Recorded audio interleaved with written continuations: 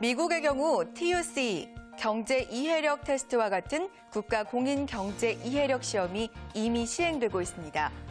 대학생들이 사회 진출 때 경제 적응력을 키우는데 큰 효과를 거두고 있는데요. 일본의 경우에는 일본 최고의 경제지죠. 니케이 신문이 니케이 테스트를 만들었습니다. 니케이 테스트는 앞으로 기업들의 인력 채용과 직원들의 승진 지표로 활용될 전망입니다. 마찬가지로 한국의 테셋은 일반 기업, 금융회사, 공공기관이 경제적 마인드를 갖춘 인력을 뽑는 데 유용하게 활용될 예정이고요.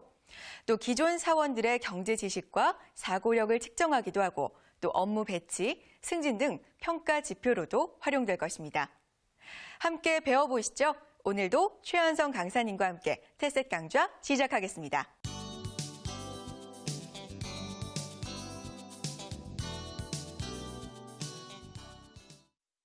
한국경제TV 금융아카데미 와우파에서 테셋을 강의하고 있는 최현성 강사입니다. 오늘은 미시경제 세 번째 시간이고요. 미시경제 마지막 시간입니다. 오늘 살펴본 내용은 목차를 볼게요. 오늘은요, 시장 실패의 원인과 정부 실패의 원인, 공공재, 외부성, 정보 비대칭 이 세 가지를 배울 건데요. 먼저 시장 실패의 원인과 정부 실패의 원인 두 가지는 구분을 하실 수 있어야 됩니다. 두 가지를 구분하는 문제가 출제되기도 하고요. 밑에 공공재, 외부성, 정보 비대칭은 시장 실패의 원인 중에 하나입니다. 그렇게 해서 먼저 시장 실패의 원인을 한번 보겠습니다.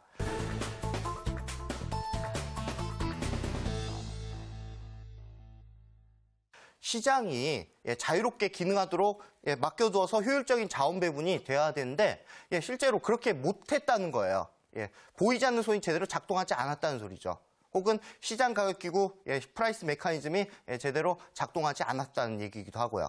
이렇게 시장 실패가 발생을 하게 된 원인을 보시면요. 먼저 독점과 과점과 같은 불안정 경쟁 시장, 앞에서 얘기한 완전 경쟁 시장을 제외한 나머지 세 시장이죠. 세 시장. 다음에 자연 독점과 같은 비용 체감 산업이라고 되어 있는데 자연 독점 같은 경우에는 밑에 보시면 됩니다. 자연 독점, 철도, 수도, 전기, 전화, 원자력 발전소와 같이 초기에는 비용이 많이 들어가요. 초기에 고정 비용이 엄청나게 들어갑니다. 하지만 그 설비를 갖춰둔 상태에서는 추가적인 비용이 극히 적게 들어간다는 거죠. 그래서 생산이 계속 할수록 평균 비용이 계속적으로 낮아지는 것들, 이런 것들, 평균 비용이 하락하는 것들, 이런 것들 자연 독점이라고 합니다. 특징, 철도, 수도, 전기, 전화, 원자력 발전소 같은 거 초기에 설비 비용이 많이 들어가는 것, 투자 비용이 많이 들어가는 것들, 이런 것들 생기게 되면은 시장 실패의 원인이 되기도 하고요.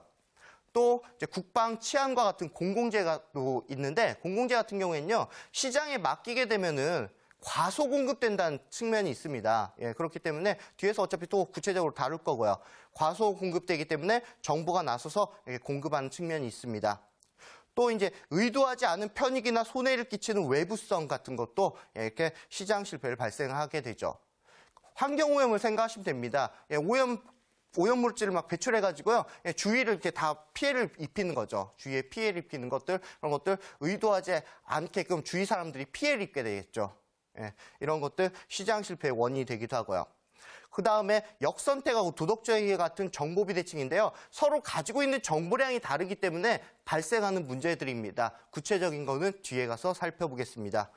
다음에 가격 혹은 임금의 경직성이 있는데 가격이라는 게 수급에 따라서 수요와 공급에 따라서 즉각적으로 바뀌어져야 됩니다. 임금 같은 경우에도 노동의 수요와 공급에 따라서 임금이 결정이 돼야 되는데 임금이라는 게 올라가려고는 하는데요. 잘 내려가려고는 하지 않습니다. 가격도 마찬가지고 올라가려고 하는데 잘 내려가려고 하지 않아요. 이러한 가격과 임금의 경직성 때문에 시장 실패가 발생을 합니다. 그래서 시장 실패의 원인 정도는 그 6가지 나와 있는 거 꼭 알아두셨으면 좋겠습니다. 시장 실패의 개념과 더불어